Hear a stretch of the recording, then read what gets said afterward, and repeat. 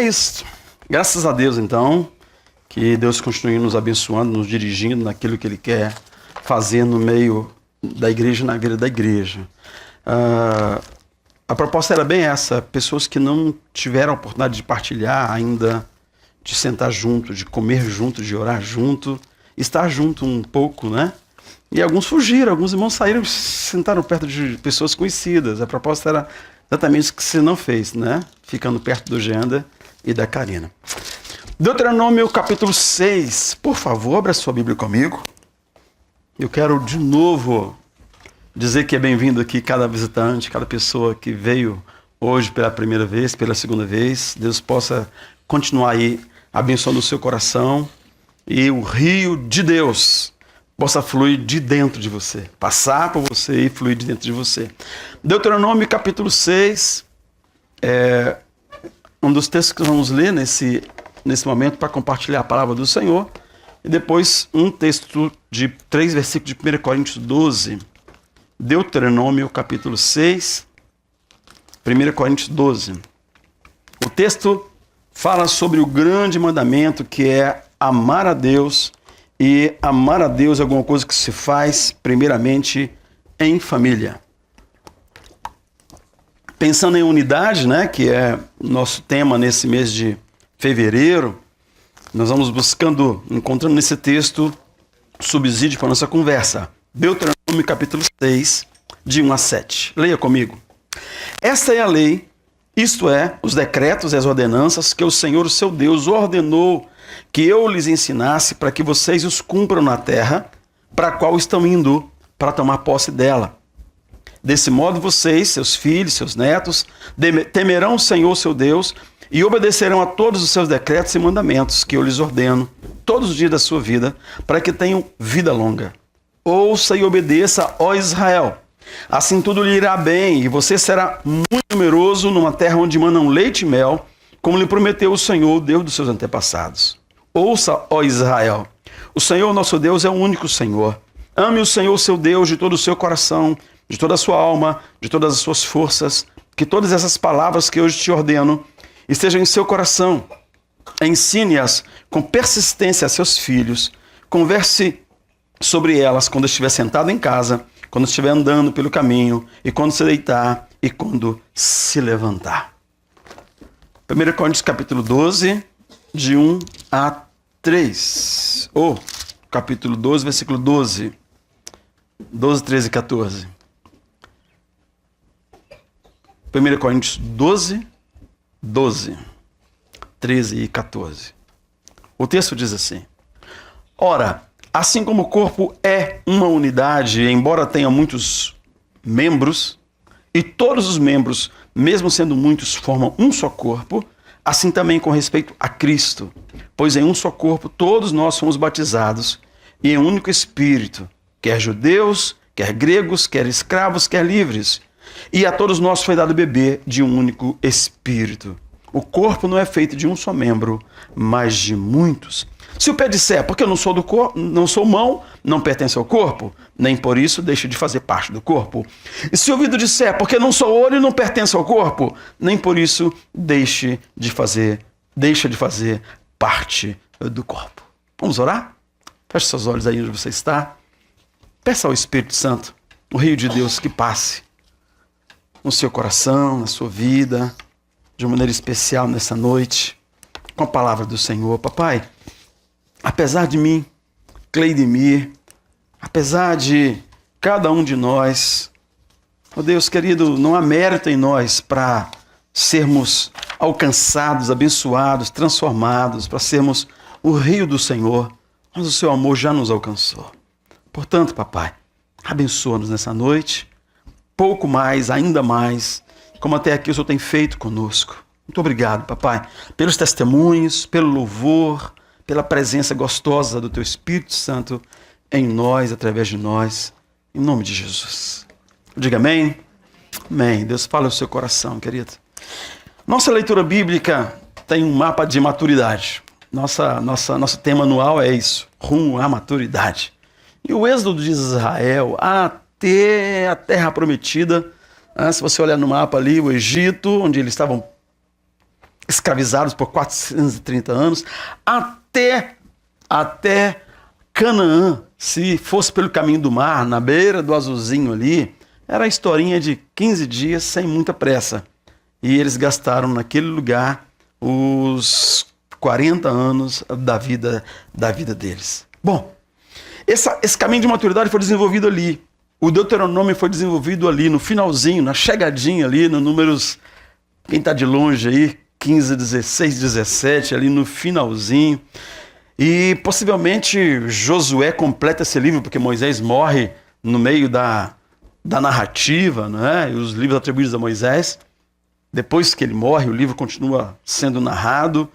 E o capítulo 1, no versículo 11, tem uma história, versículo 2, tem uma declaração fantástica, terrível, que fala que do Horebe até Cades Barneia era espaço de 11 dias. Onde é que está o Horebe? Você sai ali no mapinha 1, 2, 3, 4, 5, 6, 7 e você vai encontrar o Horebe por ali no número 8. Então, ao invés de Deus tirar o povo e levar pelo caminho do mar, eles não tinham maturidade para encarar a realidade ali, eram os filisteus, seria guerra, e Deus os trouxe então para aquela grande experiência de batismo no Mar Vermelho. Eles atravessam o Mar Vermelho e seguem naquele caminho, encontram as águas amargas de Mara, depois os poços de Elim maravilhosos, passam naquele deserto de Sim e chegam rapidamente a Monte Horebe. E aí eles ficam um tempo acampados, recebendo de Deus os 10 mandamentos, e ali foi um tempo maravilhoso, um tempo de muitos desafios, e nós vamos ver que Moisés está lembrando o povo que daquele ponto até Cades Barneia, onde eles chegaram lá 2 anos depois, bastariam 11 dias, mas depois eles ficaram ali mais 38 anos, e essa coisa é para a gente pensar. Em Cades Barneia, no número 12, os 12 espias foram enviados para espiar a terra, e Moisés assume no Deuteronômio que, sem saber se foi ou se não foi um erro, porque ele estava conversando com o povo dizendo assim: eu dei ouvido a vocês, e vocês sugeriram mandar espias, eu mandei espias, deu no que deu. Talvez o povo não fosse contaminado com a incredulidade das espias, e não fosse como foi tudo ali. Josué e Calebe, as exceções daquele povo que saiu do Egito e que conseguiu entrar na terra prometida. O povo de Israel tinha 2 grandes desafios que foram colocados para eles naquele tempo do deserto. Um deles é a santidade e outro é a unidade. Queria que você repetisse 2 palavras comigo: santidade e unidade. Vai? Santidade, unidade. De novo, santidade, unidade. A terceira palavra que eu encontro no Deuteronômio é exatamente enraizamento.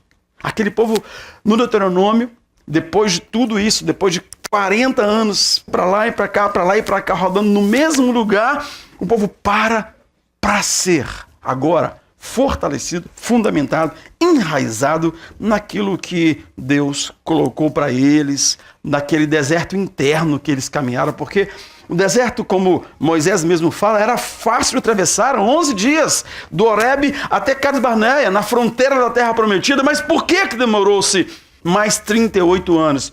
O deserto interno, o meu deserto aqui dentro, o seu deserto dentro de você, é que faz com que nós, que somos um corpo, caminhemos por aí. Eu poderia resumir o Deuteronômio em 3 frases. E as frases seriam essas: a segunda lei, a despedida do líder e a delegação. E quando eu penso na segunda lei, Moisés está de novo diante do povo, ensinando tudo que ensinou diariamente durante 40 anos. Moisés está diante do povo, relembrando os 10 mandamentos. Exatamente, você vai encontrar na leitura Moisés citando os 10 mandamentos com mais detalhe, com um pouco mais de abrangência, com mais palavras. E aí nós vemos que eles passaram naqueles anos todos ali cumprindo os cultos do Levítico, ouvindo o Senhor, experimentando do Deus de aliança que os sustenta em aliança ali. E eles vão experimentando Deus, ouvindo de novo a segunda lei e passamos por esse texto dizendo: vocês precisam ensinar aos seus filhos aquilo que vocês aprenderam, a lei que vocês aprenderam. Talvez a segunda frase, para resumir o Deuteronômio inteiro, seria a despedida do líder. E como é difícil despedir de um Moisés. Não foi Cleidemir que foi embora, não foi alguém que passou um tempo ali, foi um homem que estava com 120 anos de amadurecimento, era o homem mais manso da terra, era um homem violento, era um homem impulsivo, era um homem agressivo, era agora o homem mais manso da terra, que bater na rocha era demais. Era absurdo, tamanha a mansidão e a força espiritual que tinha aquele homem. Agora, ele mostra que, por causa dos pecados daquele povo, e aí eu não sei, ele vai lamentando-se, colocando o coração dele ali, né? Por causa do pecado daquele povo, o povo que pecou naquelas 10 situações específicas de uma oração, foi ficando pelo deserto, e agora Moisés também fica. E agora fica também Arão. Arão ficou primeiro. Isso é interessante porque vai mostrar que aqueles adultos que não confiaram no Senhor, que morreram naqueles 108 anos, incluiu Moisés e Arão, porque a lei é para todos. Não divide, não separa aquele e aquela. Arão, Moisés, levita ou não, a lei é para todos. E então, debaixo da mesma lei, os líderes naquela nação também foram enterrados no deserto, sem entrar na terra prometida. Moisés, então, ele insiste com Deus. Se você olhar o texto sagrado, lá no capítulo 3, versículo 23 a 26, ele insiste com Deus. Falou: Senhor, eu vim até aqui. Por que eu não vou entrar na terra prometida? Por que eu não posso ver as campinas? Por que eu não posso ver as montanhas do Líbano? Por que eu não... As campinas do Líbano, por que eu não posso atravessar? Ele discute com ele, tinha o privilégio de fazer muitas vezes, e o texto sagrado fala, descreve a narrativa. E ele diz o seguinte, eu vou ler para você o texto sagrado. Moisés confessando: naquela ocasião implorei ao Senhor: deixe-me atravessar, eu te suplico, e ver a boa terra do outro lado do Jordão, a bela região montanhosa e o Líbano. Aí ele fala: mas por causa de vocês, o Senhor irou-se contra mim e não quis me atender. Basta, não me fale mais sobre isso. Deus, naquela murrinha de Moisés, falou: basta, chega, não vamos falar mais disso. Você não vai entrar. Então se prepara, se despede, unja Josué, porque a vida vai seguir. E tá aquela foto ali, eu não sei se vocês sabem, deu para ver quem é aquela figura ali, mas aquele jornalista que morreu nesses dias, né, no acidente no Brasil, para lembrar que a morte nivela todo mundo. Então quem estava Ribeirinho, lá em Brumadinho, quem estava lá no acampamento do Flamengo, ou quem estava voando de helicóptero, a morte nos nivela a todos. O pecado, como consequência a morte, nivela a todos. Moisés, Arão, Coré, Datã e Abirão, todos ficaram no deserto. E nós precisamos de lembrar disso para que a gente dependa de Deus mais e mais e mais. E Josué está ali vendo tudo isso, vendo o grande líder Moisés parado, empacado no deserto, sabendo que Deus não vai permitir que ele atravesse.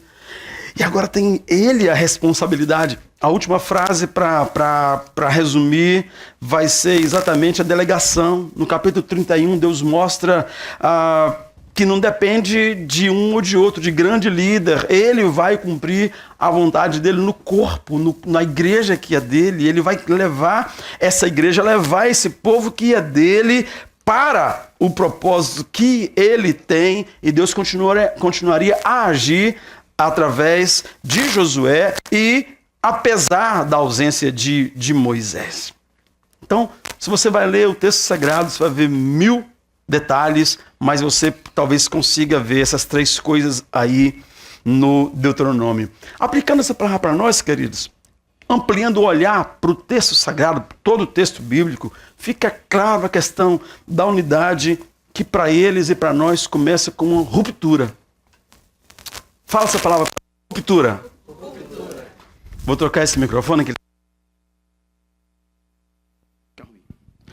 Ruptura. Essa palavra, ela é base para unidade. O Senhor Jesus, no texto sagrado, cá no Novo Testamento, vai mostrar isso.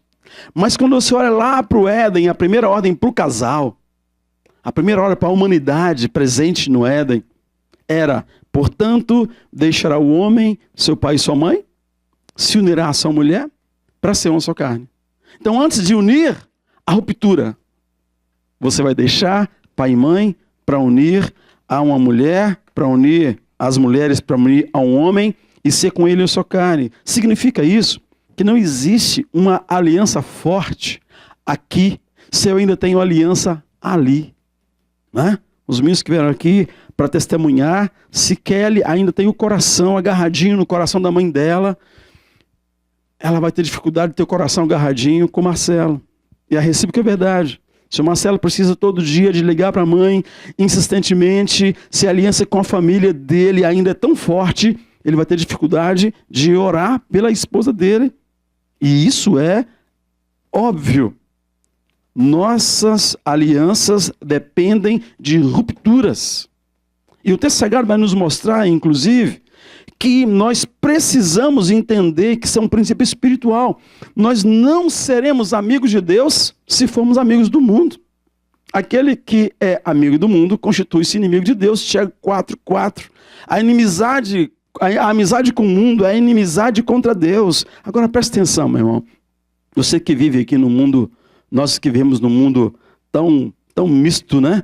Tão misto. Não pensa que ter amigo de outra cultura constitui pecado. Ter amigos que não conhecem a Jesus constitui pecado. Constitui pecado é não tê-los.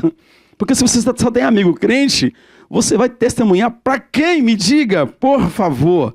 Não ter amigos de outra cultura é que pode constituir um problema na realidade. Os fariseus desenvolveram esse pensamento. Eles acreditavam e eles falavam na cara de um samaritano assim, seus cães.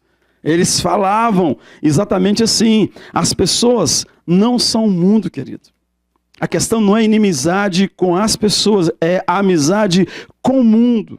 Pessoas perdidas sem Deus, das quais precisamos nos aproximar e permitir que o Espírito Santo as transforme através de nós. Nós precisamos estar orando sobre isso. O que o Lúcio lembrou aqui do nosso irmão que ora dizendo, Senhor, me permita alguém para que eu possa testemunhar do seu grande amor.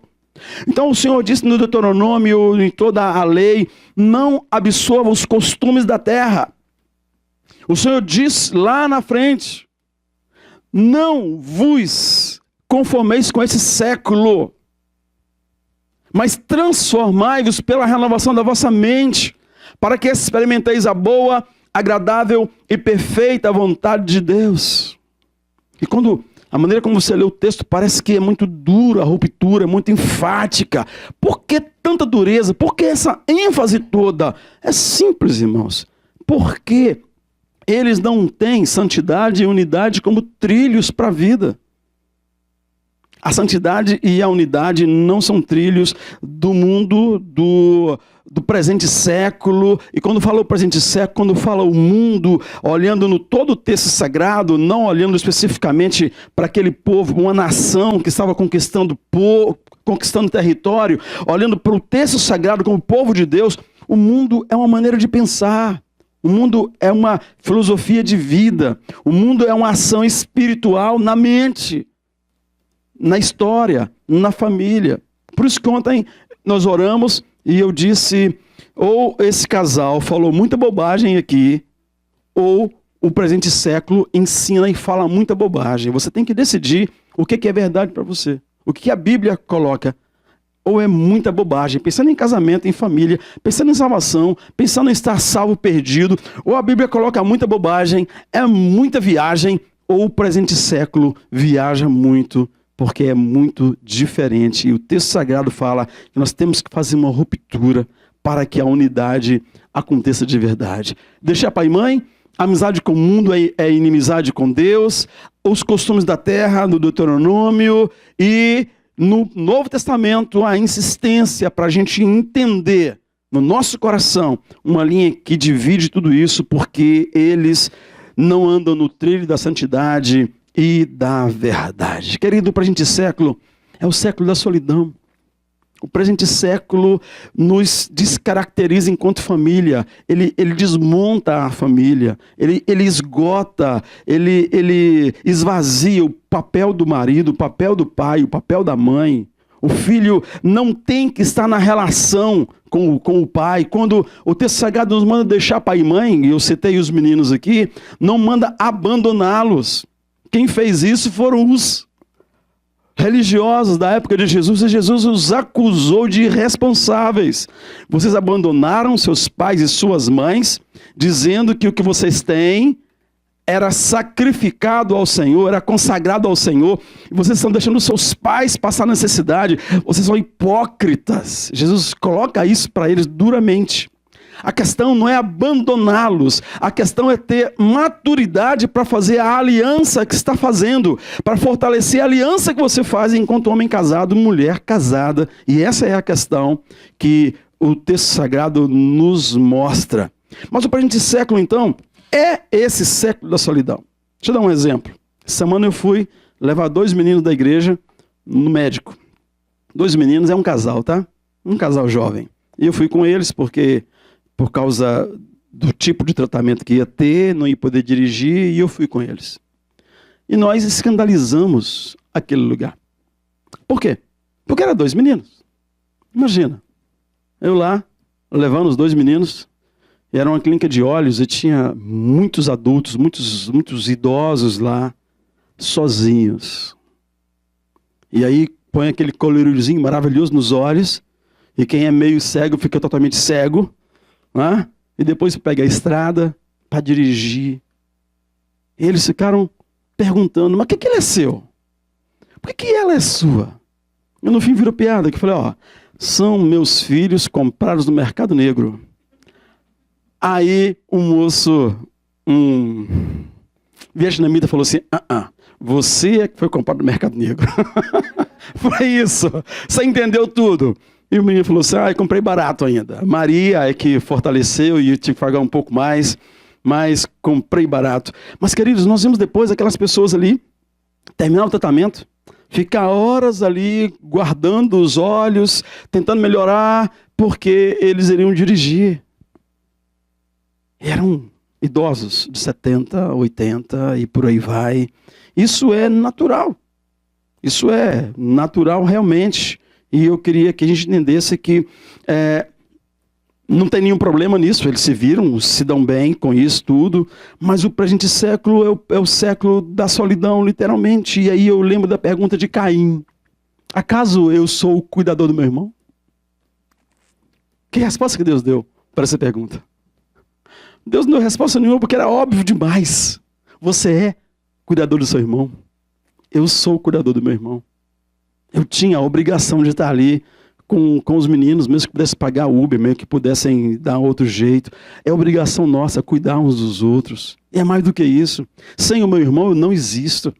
Deus não olha e fala assim, ei, você, Moisés, Arão, você... Não, Deus fala, Israel. Ele olha e vê um só. Ele vê o corpo dele. Igreja! Ele não vai citar, ele não vê nenhum desnivelamento aqui, ele vê o corpo dele. Mão, você é mão do corpo, pé, você é pé do corpo. Você ouve no corpo o ouvido, você vê no corpo o olho. E se cada um sabe o que está fazendo, que coisa linda. Mas o presente século entende que pode peitar a Deus e fala assim, aqui, você acha que eu sou o cuidador do meu irmão? E o presente século é de Caíns fugitivos de si mesmo, fugindo de Deus, fugindo da história, fugindo da família, fugindo do passado, fugindo do presente. E aí, querido, lembra aí do texto sagrado que vai mais longe, dizendo, você não existe sem o seu irmão. Eu não desenvolvo santidade sem o meu irmão, a quem eu vou servir. Eu não desenvolvo unidade sem o meu irmão, a quem eu sou um. Lembra do Mowgli? O menino lobo. Por que o Mowgli é um menino lobo? Porque primeiro é um menino humano. E os humanos são assim. Eles não existem sozinhos. Eles precisam realmente dessa relação para existir. E se o menino lobo estava no meio dos lobos, ele dava conta de ser um lobo. Mas coloca um lobo no meio dos meninos, o que vai acontecer? Ele continua sendo lobo, ele não vai deixar de ser lobo, porque o instinto do lobo é para ser lobo. Deus não fez um lobo como fez um ser humano. E você e eu precisamos uns dos outros, porque nós precisamos nos tornar cada dia mais humanos como o Senhor nos fez. Nós dependemos uns dos outros, literalmente. E aí, querido, a unidade não é uma escolha. É uma realidade para experimentar. É um mistério para desvendar. É um mistério a unidade. Desvendar. E aí, você para e pensa, por que é que eu me casei com uma pessoa tão diferente de mim? É uma mulher. Ou é um homem, né? No sentido contrário, isso aí já faz toda a diferença. O segredo dessa unidade tem uma senha. Chama humildade. Esse reconhecimento que precisa do outro. De que não existe sem o outro. De que o outro é que te faz existir. Sem o outro você não vai a Deus, você não vai a lugar nenhum. Porque Ele olha e Ele vai se manifestar a você através do outro, a mim através de você. E aí nós vamos caminhando para a glória do Senhor. A unidade é um desafio, a unidade é um mistério. A unidade é alguma coisa que nós vamos passar a vida inteira descobrindo. Mistério, se não fosse mistério, seria fácil de desvendar. Segredo, e aí nós precisamos dessa chave. E a relação é um instinto espiritual. O lobo tem um instinto. Todos os animais têm um instinto, mas nós temos, eu coloquei entre aspas, né, esse instinto espiritual, essa necessidade do outro, essa necessidade de Deus. O texto sagrado fala que Deus colocou dentro de nós a eternidade.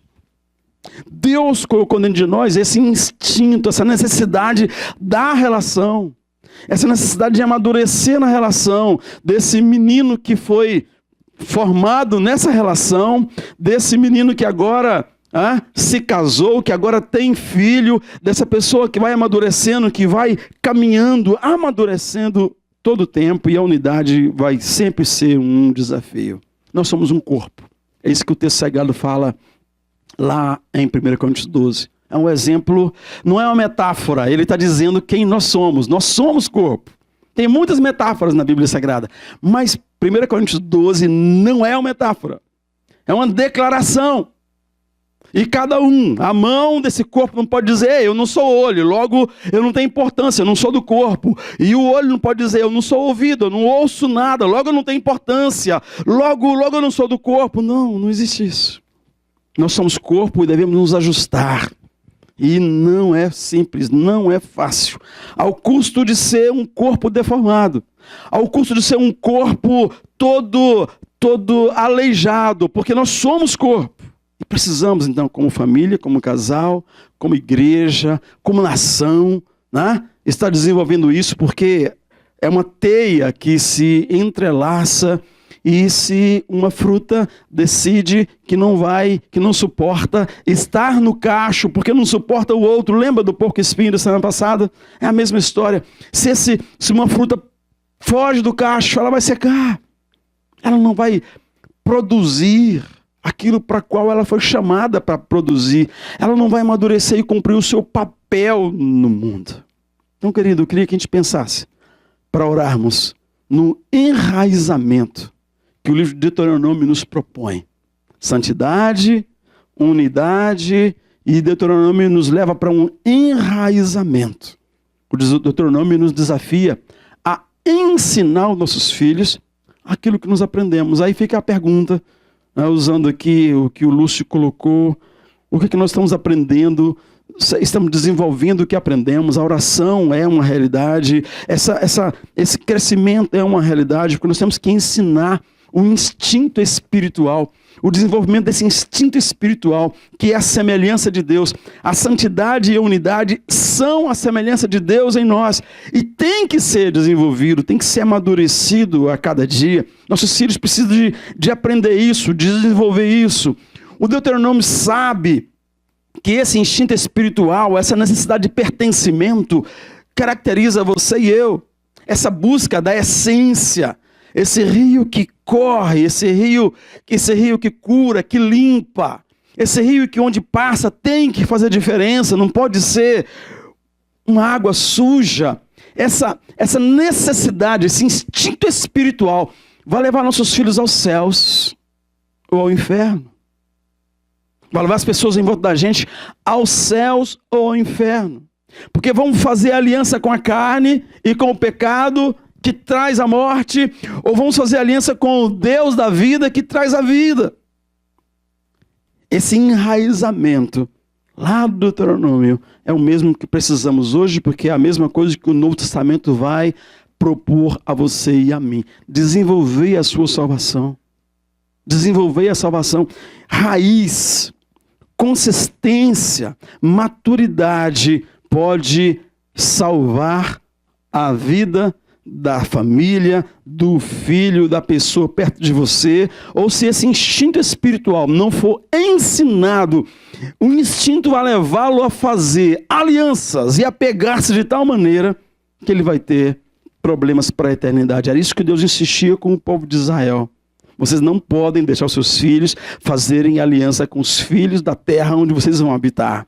Vocês precisam de insistir nessa questão, porque quando você para e olha, o que tem de errado, meu irmão?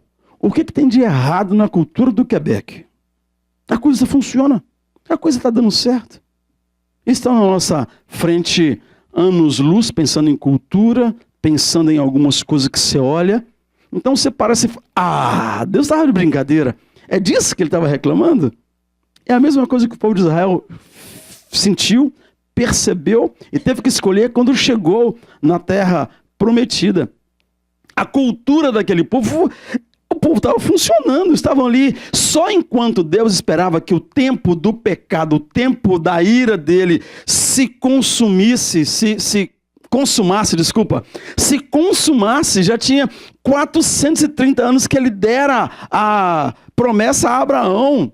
Ora, esse povo está aqui há tanto tempo funcionando que Deus está de brincadeira. Qual o problema dos nossos filhos se casarem com os filhos deles? Qual o problema da gente fazer parte daquela festinha tão boa que eles têm ali, porque a festa deles era um negócio fantástico. A festa deles, você vê no texto mesmo de Deuteronômio, foi o que Balaão anunciou.